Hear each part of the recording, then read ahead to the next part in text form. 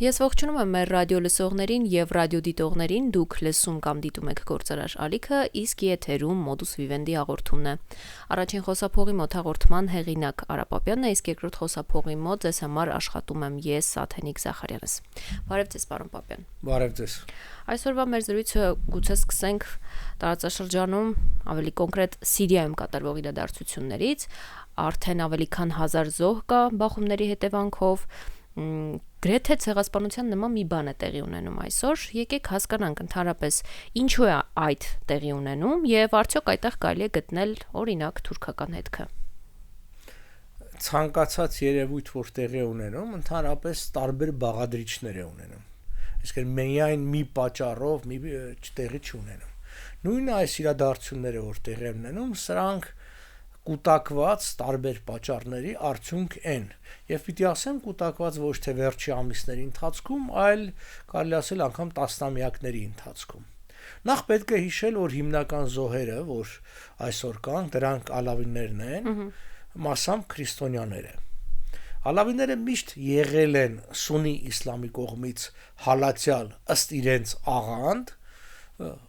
որը իրենք չեն ընդունել որպես օրինական գոյություն։ Սա շատ կարևոր հարց է, այսինքն սա խորքային ատելության դրսևորում է եւ ընդհանրապես սուննի իսլամը, գիտեք, շիա իսլամի նկատմամբ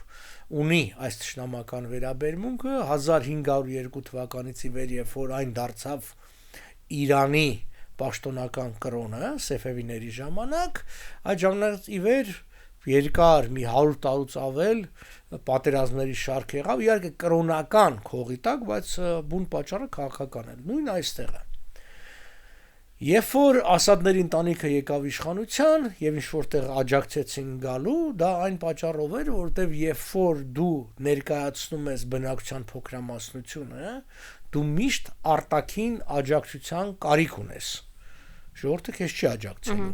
Թեև Սիրիան շատ հեռու էր իհարկե ժողովրդական այդ աջակցությունների դրսևորման տարբերակից եւ հայր Ասադի ժամանակ եւ որդի Ասադի ժամանակ, բայց քանի դեռ իշխանությունը ալավիների ձեռքին էր, սուննիները իրենց հանդարտ էին պահում։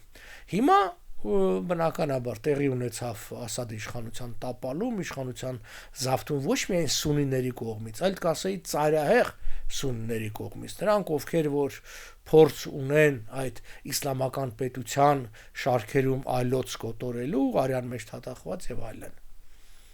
Բայց ինչու հիմա, ինչ տեղի ունեցավ հիմա։ Ի վերջո դա կարող մի անգամից տեղի ունենար, բայց հիմա տեղի ունեցավ։ Առաջին պատճառը այն է, որ ներկա իշխանությունը պիտի աշխարհին ցույց տար, որ իբր ինքը քաղաքակիրթ է, ինքը վրեժ չի լուծում, ինքը չի կոտորում, հանդուրժող է այդ պատկերի համար, որը բավականին հաջող կարողացավ անել։ Երկրորդը այն է, որ վերջի շրջանում Ռուսաստանը բանակցություններ էր վարում Թուրքիայի միջոցով Սիրիայի ներկա իշխանության հետ, որպիսի ռուսական այդ երկու ռազմաբազաները կարողանա տեղակայել Սիրիայում։ Ավելին Ռուսաստանը, եւ սա մասին չգիտես ինչու չի խոսքում, $23 միլիոն փող տվեց ներկա իշխանություններին ֆինանսական, այսպես ասած, բարեփոխում անելու եւ Մոսկվայում տպագրվեց նոր փողերը։ Նրանք տպագրվել են Մոսկվայում եւ բերվեցին։ Բայց սանով հանդերձ այս իշխանությունը, որը գտնվում է Թուրքիայի վերահսկողության տակ, չհամաձայնեց ռուսական բազաների բացման կամ վերաբացման հարցում։ Սա ի պատասխան է, թե արդյոք Թուրքիայի հետ կգա, այո, կա։ Թուրքիան ուզում է, որ ինքը միահեծան իշխել եւ իրեն ձեռ չի տալիս ռուսական որևէ ներկայություն Սիրիայում, որովհետեւ դա առաջինը իր համար խնդիր է,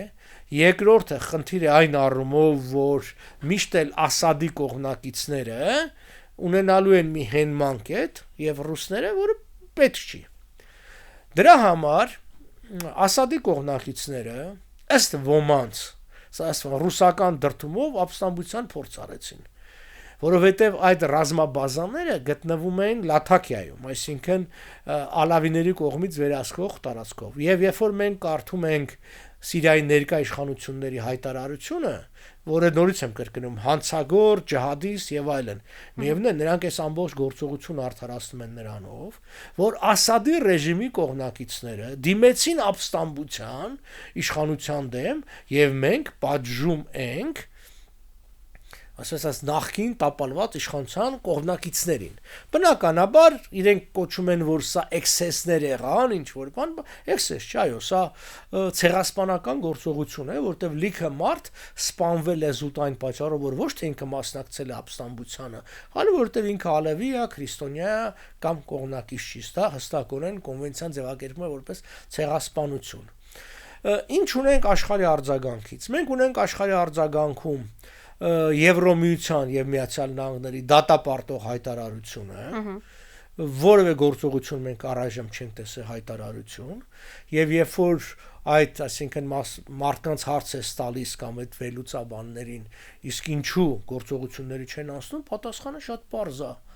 Այդ մարդկանց ում կոտորում են, դրանք Ասադի կողմնակիցներն են։ Այսինքն ռուսների նախկին դաշնակիցներն են։ Եթե պիտի միջամտող լինի, պիտի ռուսները միջամտեն առաջին հերթին։ Բայց քանի որ ռուսները ներկա իշխանությունների հետ ուզում են մտնել հարաբերությունների մեջ ռազմաբազան պահելու, այսպես է։ Ռուսները շահող դուրս եկան այս գործընթացից, որովհետև առաջին է իրենք լծակ ունեն ներկա իշխանության վրա, ասելու համար, որ մենք կհանդարտեցնենք այս բոլորին, եթե դուք ռազմաբազաները տան։ Եվ ինտենսիվ է դրա շուրջ բանակցություններ ա գնում։ Մյուսը նա է, որ եթե որևէ բան չփոխվել, չտանել, կարելի է վարկաբեկել արևմուտքին, ասելով տեսեք, արևմուտքը ոչինչ չի ձեռնարկում։ Այո, դատապարտելի է, կրկնում, արևմուտքի վարկը դատապարտելի է, որտեղ անմեղ մարդիկ են կոտորվում։ Բայց երբ որ հարցը տալիս են ինչու արևմուտքը չի միջամտում, նույն հարցը պետք է տրվի, իսկ ինչու Ռուսաստանը չի միջամտում։ Առավել եւս կոտորվում են Ռուսաստանի դաշնակիցները նախքին։ Այսինքն հենց իրանց դրա համար են կոտորում, որ իրանք Ասադի, այստեղ առաջի հերթին ոչ թե որ Ալևի են, այլ որ Ասադի եւ ռուսների դաշնակիցն են։ Այո, թուրքերն էլ հրահարում են եւ տեղի ունեցավ այն ինչ որ մենք բազմիցս ասենյակում խոսել ենք նրա մասին, որ ռուսների եւ թուրքերի շահերը հակոտնյա են եւ ուշ թե շուտ թուրքերն ու ռուսները բախվելու են եւ այսօր ինչ որ տեղի է ունենում, սա հենց դա է, այսինքն այն ինչ որ ամերիկացիք ասում են quasi-ո, այսինքն երբ որ դու ոչ թե անմիջականորեն ես բախվում, այլ ինչ որ երրորդ եւ չորրորդ ուժերի միջոցով, որոնք քո ածանցյալներն են, նրանց միջոցով ես բախվում։ Հիշենք, որ սառը պատերազմի տարիներին նման բաներ տեղի էր ունենում, չգիտեմ, Անգոլայում, Աղվանստան եւ այլն, այսինքն սովետա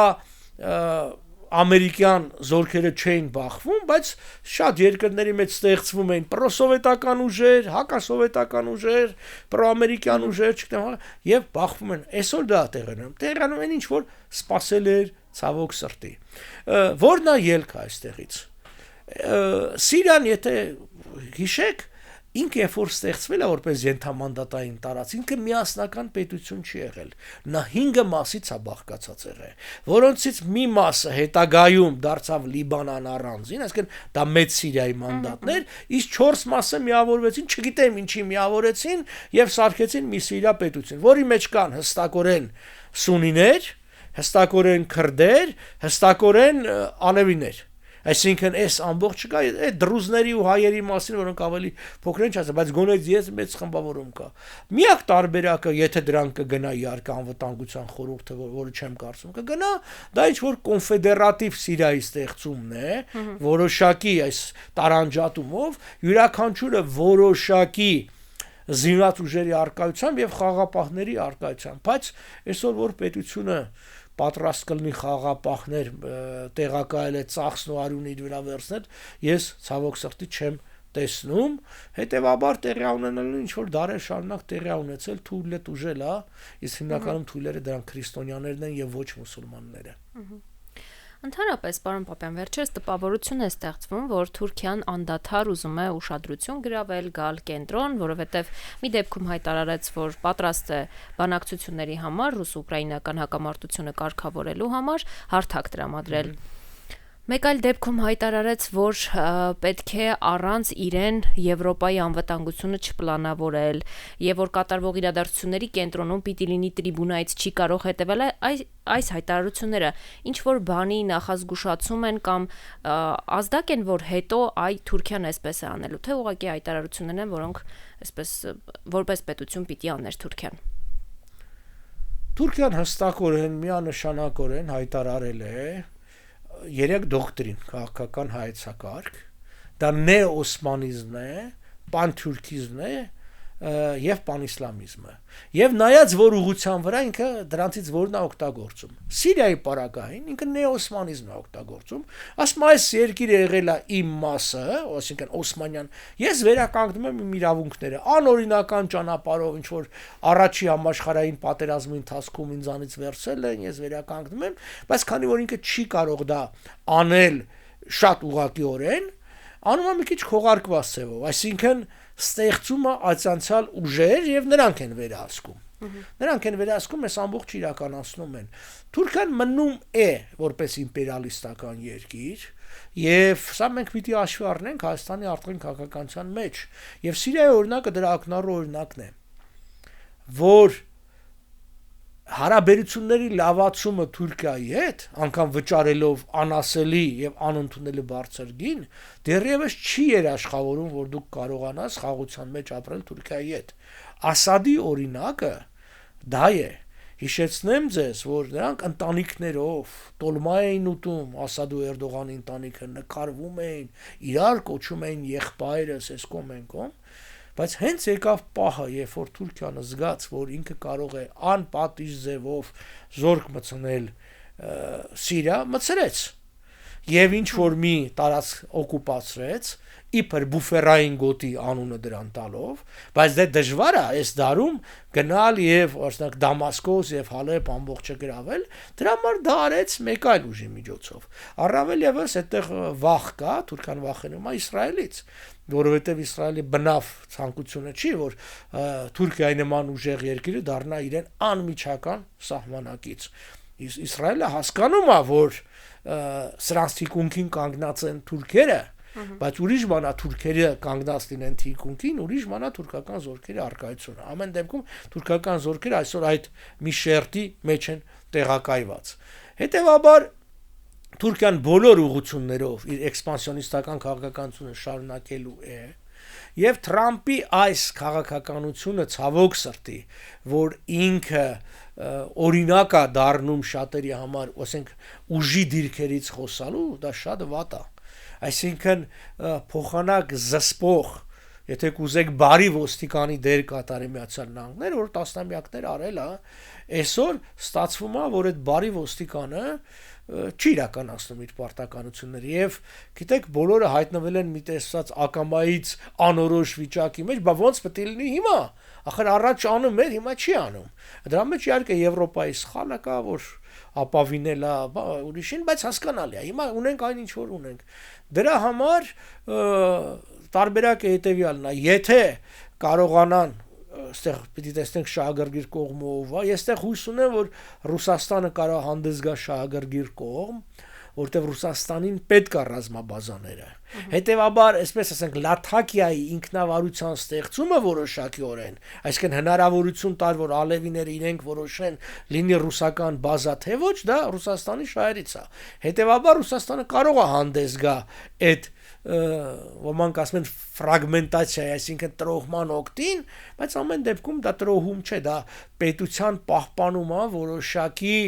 նոր ձևով, կոնֆեդերացիայի ձևով։ Այլապես Սիրիայում ալևիները ապագա չունեն, քրիստոնյաները եւ հայերը ապագա չեն ունենա, դրուզները մասնակի, որտեղ դրուզները թիկունքին Իսրայելն է կանգնած, էլի բավականին բարդ ալնելու, այստեղ լինելու է սունների եւ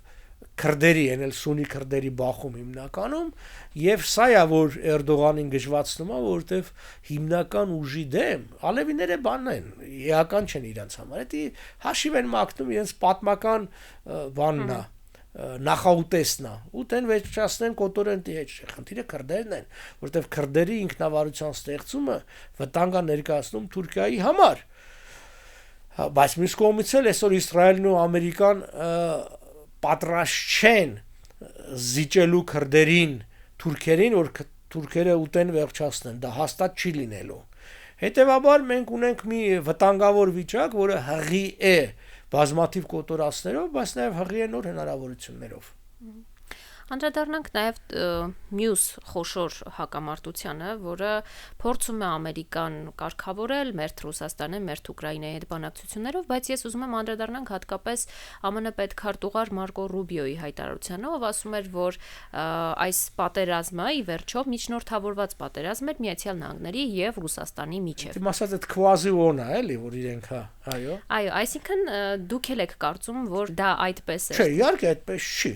Որովհետև կներեք, այսինքն Ամերիկայի մասնակցությունը եղել է 119 միլիարդ դոլարի տեսքով։ Ոչ մի ամերիկացի զինվոր չի կռվել Ուկրաինայի կողմից։ Ամերիկացիները տվել են փող, այդ 119-ն էլ բաժանած երկու մասի։ Մի մասը եղել է ֆինանսական աջակցություն, այսինքն կայունացնելու համար տնտեսությունը, տնտեսական, այսինքն մասն է, բանկային սեկտորը, բյուջեն, դանով աշխատավարձերը վճարվել, ի վերջո կռվի մեջ գտնվող երկիրը շատ ծախսեն, դրան կեսը 60 միլիարդ մի քիչ ավել եղել է ռազմական ծախսերը։ Այնա ռազմական ծախսերի մեծ մասը հետ է եկել Ամերիկա, որտեղ այդ փողը սենատը հատկացրել է, կոնգրեսը հատկացրել է, բայց զենքի մեծ մասը էլի գնվել են ամերիկացիներից։ Այսինքն մի գրպանից հանել են մի գրպանը։ Ըստ էության, այդտեղ հարկերի տեսքով, այդտեղ աշխատավարձերի տեսքով, աշխատավարձերից գանձված եկամտահարկերի տեսքով դրա մի մասը հետ է վերադարձել։ Այդպես որ ասել որ բան է եղել ամերիկան պատերազմը չէ, դա ռուսական պրոպագանդա, ես չեմ կարող հասկանամ ինչի է դրա մասին խոսում Թրամփը, որտեղ հաստատ Ռուբիոն այդ ձև չի մտածում, որտեղ որ լսում եք Ռուբիոյի 1, 2, 3 տարի առաջվա տարբեր ելույթներ ինքը ուրիշ բան էր ասում։ Սա Թրամփի տեսակետն է, որ գալիս է Պուտինի տեսակետից բանը չկա, քանի դեռ անմիջական ներգրավվածություն չկա, չկարող լինել պատերազմ։ Սա դրա համար է արվում, որպեսզի ամերիկացի ժողովրդին համոզեն, որ մենք այսպես ասած դուրս են գալի այդ պատերազմի մեջ եւ փող այլևս չեն կորցնում։ Ասեմ ես բառացիոնն 3 եւ այսօր նայում էի ամերիկյան հիմնական ընկերությունների, մեծ ընկերությունների բաժնետոմսերի անկումը բաներում այդ մեծ ինչ ասեմ բորսաներում բոլորը անկում են ունեցել եւ դրանք հարյուրավոր միլիարդ դոլարների կորուստ են, այսինքն այս քաղաքականությունը Տրամփի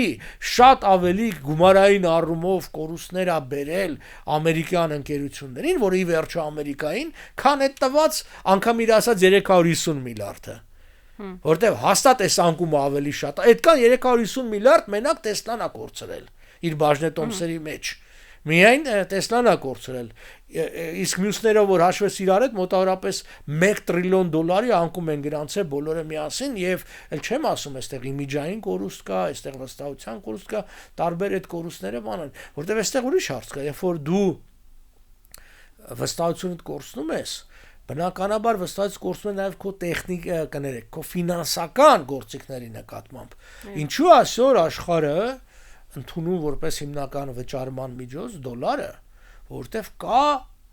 կար այդ վստահությունը ամերիկյան ֆինանսական պետական համակարգին։ Հիմա երբ որ դու մի հարցով վստահությունդ կորցնում ես, մարդիկ սկսում են մտածել մյուս հարցերի մասին եւս, եթե իր ինչ որ պարտավորություններ Թրամփն ասում է, գիտեք, դա ինձ հետ չեք համաձայնվել, այլ նախկին նախագահի հետ եք համաձայնվել, այստեղ հարց է առաջանում, բա պետությունն ուր է։ Եվ այստեղ հենց դրա համար է, որ ոսկու գնի կտրուկ աճ կա, երկրները սկսել են արդեն դոլարից իրենց պահուստային բաները փոխարինել, այսինքն ոսկի առնել եւ այլն, որովհետեւ վաղը կարող է Ամերիկան այնպիսի հայտարարություններ անի, որ բոլորին վնասի։ Կարճ ասած, պատերազմը ընթացել է եւ ընթանում է Ուկրաինայի եւ Ռուսաստանի միջեւ։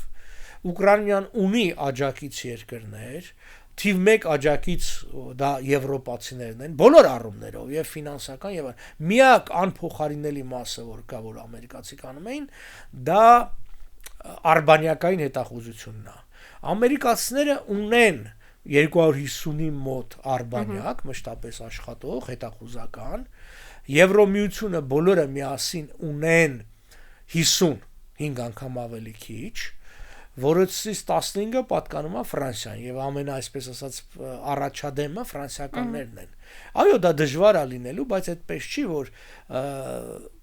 բանակ ուկրաինական կույր է մնալու։ Ադրբեջանցիները պատերազմի ժամանակ մեր դեմ օգտագործեցին, այսինքն իրանք վարձակալած են ունեցել 4 արբանյակ, այդ թվում ֆրանսիական, չգիտենք միաժամանակ 4-ը եղել են թե երթեղ, բայց 4-ի հետ առնչություն ունեցել, բայց նույն 4-ը բավարար են եղել, որպեսզի իրենք բացարձականապես վերահսկեին ամբողջ պատերազմի թաթերաբամը եւ առ այսօր էլ վերահսկում են։ Այդ թվում կրկնում են ֆրանսիական արբանյակներով, որը այսպես ասած կոմերցիոն բան է, պատվիրում ես, ֆրանսիական արբանյակի կարողությունը հասել է մինչև 30 սանտիմետր ճշգրտությամբ, խտությամբ արբանյակների, որը բավականին լավ ցուցանիշ է, էլի, ասենք ամերիկյան լավագույնները 50 են, ֆրանսիական ինչ-որ բանով ավել են, բայց քիչ են։ Հիմա սրանցից թե քանիսը Ֆրանսիան պատրաստ կլինի դնել իսպաս Ուկրաինայի, կարծում եմ շատ, որովհետև Մակրոնի դիրքորոշումը կտրուկ է։ Հետևաբար այս պատերազմը անկախ նրանից Թրամփը ինչ է ուզում թե չի ուզում, շարունակվելու է, ուկրաինացի ժողովուրդը պատրաստ է պայքարելու սեփական անկախության եւ տարածքային ամբողջականության համար, եւ Թրամփը հատկապես 100 օրը լռանալուց հետո կհայտնվի շատ ավելի կտրուկ քննադատության տակ եւ ես կարծում եմ մենք կտեսնենք որ կամաց մինչեւ այսպես ասած կես տարի 8 ամիս Թրամփը արդեն հիմա էլ հայտարարում որ շատ ավելի դժվար է քան ես էի պատկերացնում այս պատերազմի խաղաղությունը կամաց կգային դիրքորոշման վրա որ պետք է անել այն ինչ որ արվում էր գիտեք ցանկություններն ուրիշ բան են հայտարարել որ ոչ ոք չի ուզում զոհվել, ոչ ոք չի ուզում, ով գիտի, թե եթե Թրամփին թվում է, որ իր սիրտն ավելի է ցավում, ասենք ուկրաինացի զինվորի համար, քան Զելենսկու համար, այդպես չի վստահաբար, բայց գիտեք ինչ է, երբ որ հայերել կան ասում են, դե Զելենսկին մեղավոր է, բան, ինչով է մեղավոր։ Սահմանության 105-րդ հոդվածը Ուկրաինայի ասում է, որ երկրի նախագահը, երկրի տարածքային ամբողջականության երաշխավորն է ու պատասխանատուն։ Այսինքն երբ որ քո երկրի վրա հարձակում կա, դու պարտավոր ես կազմակերպես երկրի պաշտպանությունը։ Ցավոք սրտի պաշտպանության կազմակերպումը չի լինում առանց զոհերի։ Հիմա այդ մարդիկ պիտի որոշեն հիմա օրինակի համար Արցախի կամ Աստված չանի վաղը Սյունիքի պաշտպանության կազմակերպումը, որը բերելու է զոհերի դա պետք է արվի, թե պետք չի արվի, թե պիտի ասել, որ դա բերելու է զոհերի, եկեք հաշտվենք, թե իրանք ինչ ուզում են անեն, զոհեր չլինեն։ Իսկ Իրան ու Միացյալ Նահանգներ հարաբերությունները ինչ փուլում են, որովհետև Թրամփը վերջերս հայտարարեց, որ Իրանի հետ այս ժամանակահատվածում ինչ որ բան կկատարվի։ Ես հույս ունեմ, որ դա կլինի համաձայնագրի տեսքով, բայց մյուս տարբերակն էլ կլուծի հարցը։ Ինչի մասն է խոսքը ընդհանրապես։ Հիմա մենք գիտենք, որ իրանական կողմում մերժել է Թրամփի առաջարկը։ Արդեն դա պաշտոնապես է, Խամենեին հայտարարեց եւ հայտարարեց ոչ թե պարզապես, այլ հավաքելով ամբողջ ղեկավարությանը։ Թրամփի առաջարկը հետեւյալն է, որ եւ ոչ միայն խոսքը ատոմային զենքի մասին, այլ ընդհանրապես հրթիռների հեռահար եւ այլն։ Խոսքը գնում է ըստ էության Իսրայելի երաշխիքների մասին, որտեւ այն ինչ որ անում է Իրանը Ամերիկային չի սպառնում, բայց սպառնում է Ամերիկայի դաշնակցին Իսրայելին։ Հիմա այստեղ ոմանք կարող է ասեն ինչի է պաշտպանում Իսրայելին, ոմանք կարող է գովան ասեն ճիշտ է պաշտպանում, որովհետև իր դաշնակիցն է, դաշնակիցներին պետք է պաշտպանել եւ այլն։ Մեր տեսանկյունից սա լուրջ վտանգներ է, որովհետև որ ասում է եթե ոչ համաձայնագրով, ապա այլ տարբերակով, պետք է հասկանանք, որ այլ տարբերակը կամ ներքին խժդժություններն են, կամ պատերազմը, կամ երկուսը միաժամանակ։ Ինչ որ դրսից հարվածներ է տալիս, որոշ կետային հարվածներ, որը հանգեցնում է ներքին բախումների եւ այլն։ Եթե Իրանում իշխանափոխությունը տեղի ունենա արագ քիչ զոհերով, որը չի հանգեցնի երկրի տրոհման, կամ գոնե, այսպես ասենք, մեծ գաղթականական ալիքների, դա մեզ համար ընդունելի տարբերակ է։ Բայց վտանգը նրանում է, որ կարող է այդ իշխանափոխությունը կամ պատերազմ չլինի այդքան սահուն, չլինի արագ, որը հանգեցնի գաղթականական մեծ ալիքների, 100,000-ավոր, եթե ոչ միլիոնավոր, Հիմա պատկերացրեք, ասենք պատերազմ ա լինում ու մարդիկ ուղղակի փորձում են այլ երկրներ գնան, այդ թվում նաև Հայաստան։ Իսկ մենք չմոռանանք, որ կարծեմ առանց վիզայի է իրանցիների մուտքը Հայաստան եւ այլն, այսինքն այդ իր ամբողջ ալիքը մենք ոնց ենք վերահսկելու։ Մյուսը նա է, որ խորքային ռումբերի օգտագործումը կարող է հանգեցնել բնապահպանական աղետների։ Եվ մենք գիտենք նաև դրա մասին մամուլում եղել է հրապարակումներ, որ Իսրայելին Միացյալ Նահանգները փոխանցել են մեծ ռումբեր խորքային եւ մինչեւ 2.5 տոննա եւ այլն։ Սրանք են ռումբերն են, որ պիտի ավիրեն լաբորատորիաները, որոնք գետնի տակ են գտնվում, խորքերի մեջ են գտնվում։ Այսինքն մենք այսօր հայտնվել ենք մի վիճակում Հայաստանը, որ եւ մենք ունենք մեր անմիջական վտանգը հանձինս Ադրբեջանի եւ Թուրքիայի, բայց նաեւ ունենք տարածաշրջանային վտանգները, որոնք ուղղակի ու անուղղակի ձևով մեզ են առնչվում, դա Իսրայելա, Ամերիկա, Իրան հնարավոր բախումն է, որ կարող է տեղի ունենա, դա Սիրիայում այս բախումներ են, որը անգամ